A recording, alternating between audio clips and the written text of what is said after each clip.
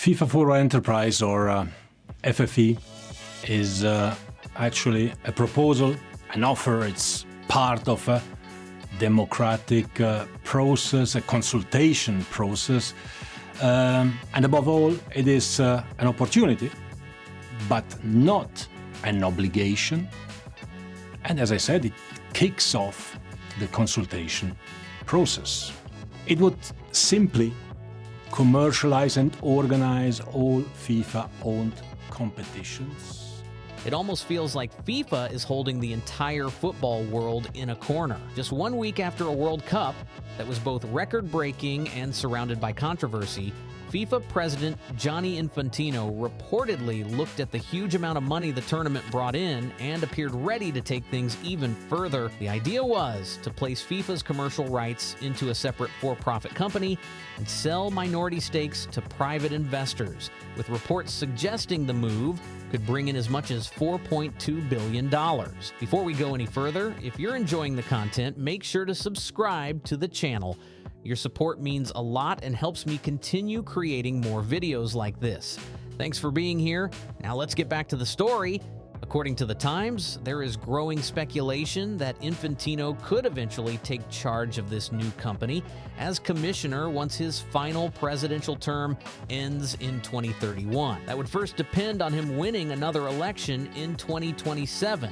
Something that currently seems very possible. If that happens, reports claim his yearly compensation could reach around $64 million, nearly 10 times higher than the approximately $6 million he currently receives from FIFA. For some observers, that has raised even more questions about his close relationship with Donald Trump. FIFA has rejected claims that this future position has already been set aside for Infantino. The organization stated this has never been discussed.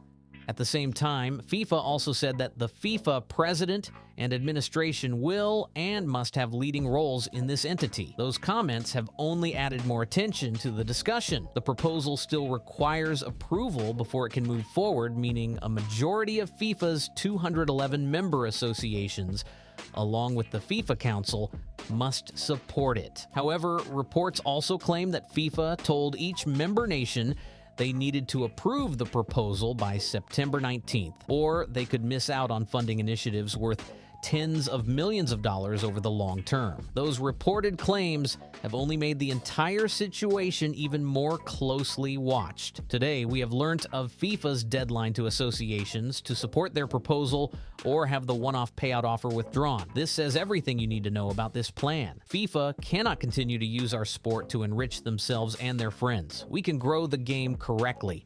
It's time to prioritize associations, clubs, leagues, players, and fans. That statement came from UEFA on July 29th, and it quickly turned into something much bigger. Just 1 day later, every UEFA member backed a unanimous press release announcing a boycott of FIFA competitions until the situation is addressed. The statement read, "This is not a democratic decision, but governance by intimidation. An act of coercion unworthy of an institute entrusted with the stewardship of the global game. Europe's position is clear. We will never lend this model our legitimacy. No one has the moral authority to sell what they merely hold in trust for the next generation." Those strong words made it clear just how serious the disagreement had become. After all, by 2030, this competition will have existed for 100 years. Its structure has been tested over generations and has consistently remained one of the biggest sporting events in the world. From that perspective, many people question why such a dramatic change is even being considered. FIFA already oversees one of the most successful tournaments in sports, with revenues continuing to grow over time. The debate now centers on whether these proposed changes are really necessary or whether they risk creating even more division across the football world. Comparisons have even been made to former FIFA presidents, such as Sepp Blatter and João Havelange, with some observers arguing that previous leadership faced criticism in very different ways than what is being debated today. Many people still remember when Donald Trump publicly made comments suggesting he had influenced events during an active World Cup. Those remarks quickly sparked intense reactions. But the controversy faded without much concern from his side, Looking at the latest reports surrounding FIFA, some critics believe the current leadership is becoming increasingly focused on financial opportunities. After all, plenty of organizations carry nonprofit status while still managing enormous amounts of money. Hello, everyone. Hope you're doing well. Looking at everything that's happened over the past few years, this situation probably doesn't come as a complete surprise. Following Gianni Infantino's well-known public appearances alongside Donald Trump, along with FIFA's growing connections in the United States, many observers believe the organization has been building relationships with some of the country's most influential business and political figures.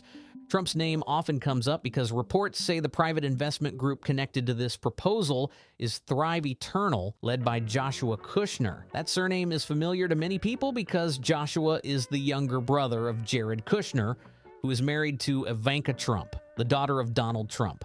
Those family connections have naturally drawn extra attention to the discussions surrounding the proposal. The relationship between Trump, FIFA, and CONCACAF, the governing body for football in North America, has also been discussed for years. One of the most well-known moments dates back to 2011 when former CONCACAF and FIFA executive Chuck Blazer was investigated over allegations involving tax evasion and the misuse of CONCACAF funds. The investigation ultimately led him to cooperate with authorities as a whistleblower, making the case one of the biggest corruption scandals ever linked to international football governance. Chuck Blazer's decision to cooperate with investigators is widely seen as one of the major events that eventually contributed to the downfall of Sepp Blatter's leadership at FIFA. Reports at the time suggested federal investigators expected to find Blazer at Trump Tower because he had lived there for many years. It was also widely reported that he rented 2 apartments costing around $24,000 per month in total, one for himself at roughly $18,000 and another reportedly costing about $6,000 for his cats. Of course, the fact that Blazer lived in Trump Tower, effectively making Donald Trump his landlord, doesn't by itself prove any wider connection between Trump and FIFA.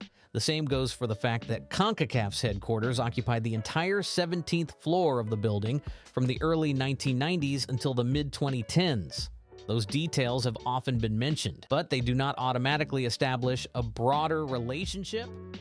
Along with sponsorship, broadcast licensing, a new venture for the benefit of FIFA's 211 member associations, however, unlocking previously uncaptured commercial value.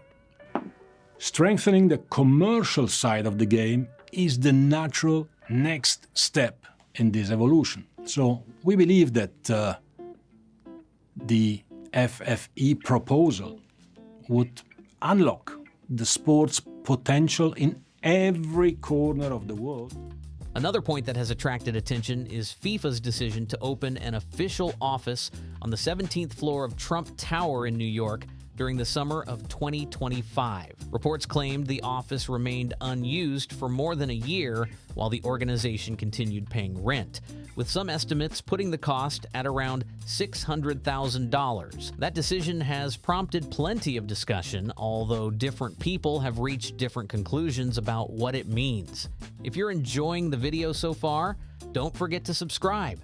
It really helps support the channel and allows more videos like this to be made. Now let's look at the numbers. The 2022 FIFA World Cup final reportedly attracted around 1.5 billion viewers worldwide, making it one of the most watched football matches ever and showing just how enormous the tournament's global reach has become. FIFA says the 2026 World Cup surpassed expectations on almost every level. According to the organization, just under 7 million spectators had already passed through the stadium turnstiles before the final even kicked off. Those reported figures highlighted just how massive the tournament had become in terms of attendance and global interest. Like the Olympic Games, FIFA plans its finances in 4-year cycles, beginning right after one World Cup ends and continuing until the next tournament is completed. At the start of the 2023 to 2026 cycle, FIFA reportedly expected total revenue of around $10 to $11 billion, already a significant increase from the approximately $7.5 billion generated during the previous cycle that ended with the World Cup in Qatar. However, by the time Spain lifted the trophy in New Jersey, media reports suggested total revenue could have exceeded $15 billion, making it one of the most financially successful sporting events ever. So how did those numbers grow so dramatically? There were more teams, more matches, more tickets available, dynamic ticket pricing, hydration breaks that created additional commercial opportunities, new cryptocurrency sponsorships, and extra income from ticket resale fees. Every part of the tournament seemed designed to generate even more revenue. The point isn't that earning money is unusual. Major sporting events are expected to be profitable. The bigger question raised by critics is why such sweeping structural changes are being proposed when the tournament is already producing record-breaking financial results. From that perspective, FIFA appeared to be in an exceptionally strong position even before these latest proposals entered the conversation. You know what? Even though I had plenty of criticism about everything surrounding this World Cup, I still enjoyed watching the football. There were some fantastic matches and unforgettable moments throughout the tournament, but from FIFA's perspective, even those record-breaking results apparently weren't enough. Just 1 week after the 2026 World Cup final, Gianni Infantino posted a series of 15 Instagram slides responding to criticism surrounding the tournament. In the post, he argued that many critics were motivated by negativity, accused some of spreading misinformation, and even suggested they should reflect, meditate, pray, or watch a football match. The message immediately sparked another wave of debate. Infantino also argued that complaints about overturned red card decisions were inconsistent, described some critics as hypocritical, and said that the relatively small number of reported visa denials should be viewed alongside the millions of visitors who were successfully approved. He also stated that football should not be about politics while referencing Iran, whose national team faced unusual travel arrangements during the tournament. He ended the post by wishing everyone much love. Not everyone accepted those explanations. Many journalists and commentators argued that the post avoided several of the main concerns being raised and failed to directly address key questions.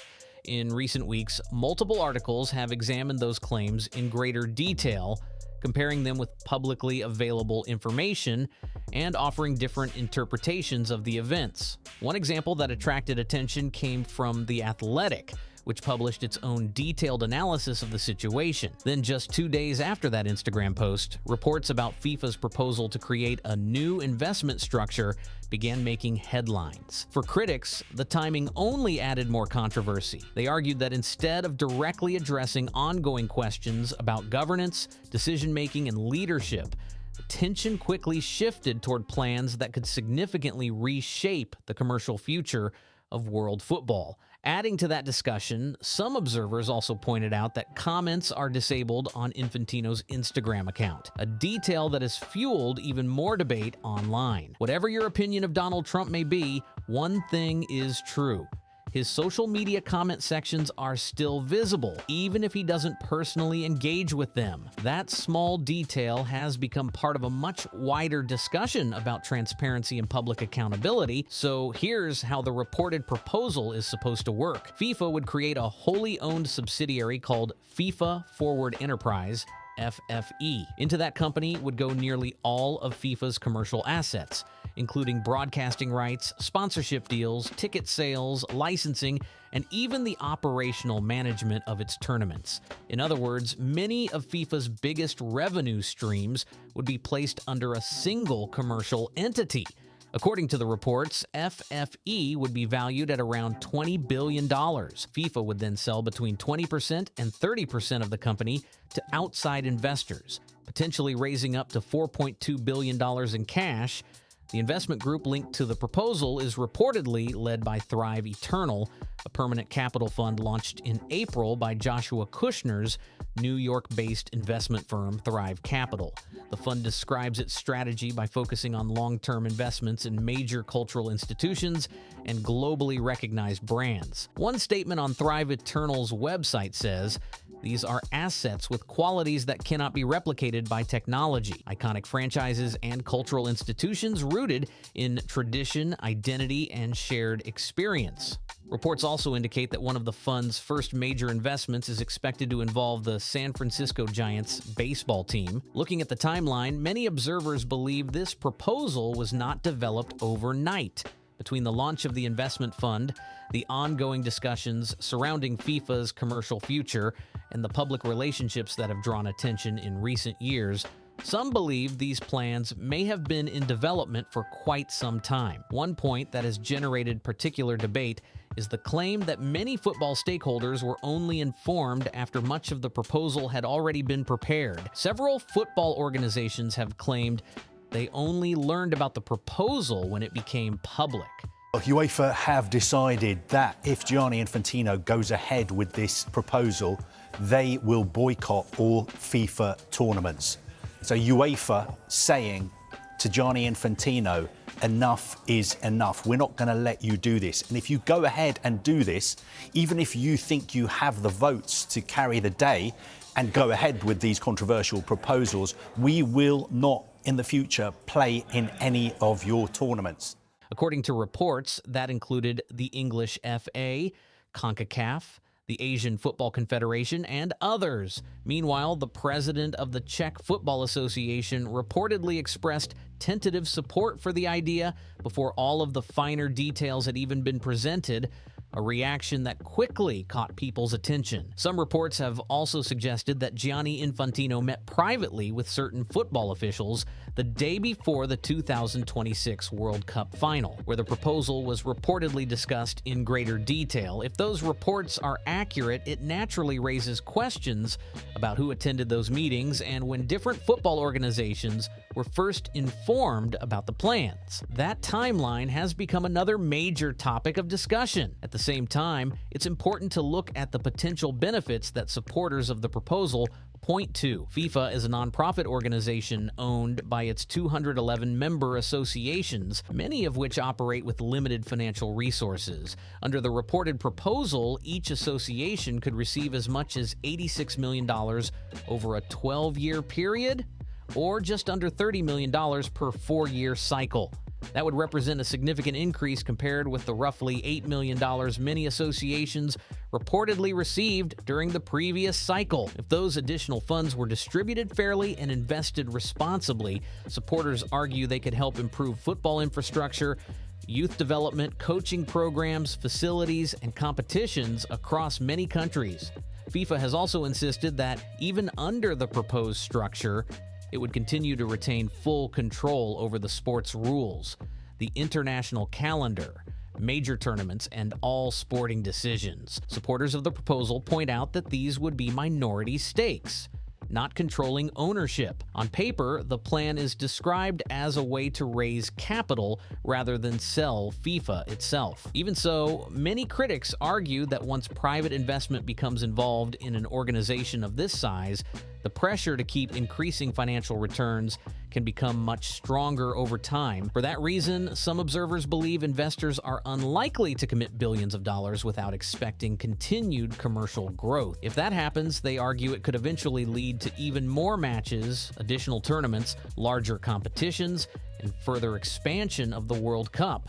Some have even joked that with enough expansion, Italy might finally have an easier path to qualification. Gianni Infantino has already confirmed that a 64-team World Cup will be formally examined for a future tournament, keeping that discussion very much alive. CONMEBOL has expressed support for the idea, which isn't surprising to some observers since the Confederation has only 10 member nations, meaning expansion could increase qualification opportunities across the region. Meanwhile, many European football organizations have continued expressing concerns about further enlarging the competition. Reports also suggest that emergency discussions have taken place involving football associations, governing bodies, and even government officials as they assess the potential impact of the proposal and the reported approval deadline. Throughout his presidency, Infantino has often been seen as having strong support for many of FIFA's smaller member associations, partly because increased FIFA funding can have a far greater impact on developing football nations than it does on wealthier federations with much larger existing resources. That difference has become one of the central points in this ongoing debate. When Gianni Infantino was re-elected without opposition in 2023, he told the audience that any CEO delivering results like these would normally be kept in the job indefinitely. Now, with reports of much larger financial distributions being offered to FIFA's member associations, the debate has become even more intense. To move this proposal forward, FIFA reportedly only needs a majority vote, around 106 of its 211 members. For many smaller football associations, funding on the scale being discussed could completely transform facilities, youth development, and the future of the sport in their countries. Because of that, the proposal may look very different depending on where each association stands financially. At the same time, UEFA, CONCACAF, and the AFC have all expressed serious concerns about the reported plan. Even so, early reactions from some national associations, including the Czech FA, suggest that the financial incentives could still persuade members to support it despite the criticism. That possibility is one of the biggest reasons this story has attracted so much attention across the football world. One important update also emerged while this video was being completed. UEFA released another statement shortly before publication, meaning the situation continues to develop. If a vote does take place in September, it's still impossible to know exactly how every member association will vote, or what the final outcome will be. One of the strongest criticisms came in the form of this statement: the World Cup is not a product. It is the greatest competition in world sport, and it was never anyone's to sell. Dress the deal up however you like. Once you have sold a piece of it, you have sold out. Those words quickly spread throughout the football community and became one of the defining arguments against the proposal. Whether this plan ultimately moves forward or is rejected, one thing is certain: the future of world football could be shaped by decisions made over the next few months. The outcome could influence how the sport is governed, how competitions are financed, and what the World Cup looks like for generations to come. If you enjoyed this video, make sure to like, subscribe, and share it with other football fans. I'd also love to hear your thoughts, so leave a comment below. Do you think this proposal would help football grow, or do you believe it changes the game too much? Thanks for watching, and I'll see you in the next one.